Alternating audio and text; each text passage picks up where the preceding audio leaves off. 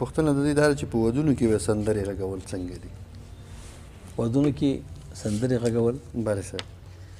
ودونو کې خو پیغمبر علیه السلام دې کې دام د علماو منځ کې اختلاف دی. ومن الناس من یشري لهو الحدیث. قرآن شریف کې آیات دی وایي بعض د خلکو نه هغه شي لهو حدیث دی چې که نه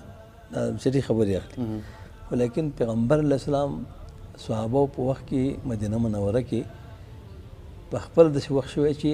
نبي علیه السلام هلته سیل کو انصارو سیل کو د خدای پیغمبر ورته ولاړو حضرت عایشې ته ویې ته یې ورته ګوره ته ورته سیل ته ګوره دا چمبه چې ده په چمبه چې ده چمبه چې ورته وایي دریا څه ورته وایي د څه ورته وایي دریا ده که دایره ده دغه موږ د نوم نه راځي یوې ښځې نظر منلی و وایي که د خدای پیغمبر د غزا نه روغ راغی زه به په سر چمبه وهمه بله دریا به وهمه نبی علیه السلام ته ویل خدای پیغمبر ما نظر منلی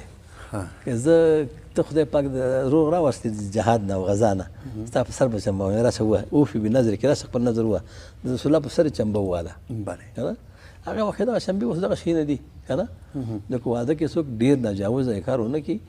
لږه خوشحالي پکې لږه ټکه ټوکه کولی شي په کول مشکل پکې نشته دی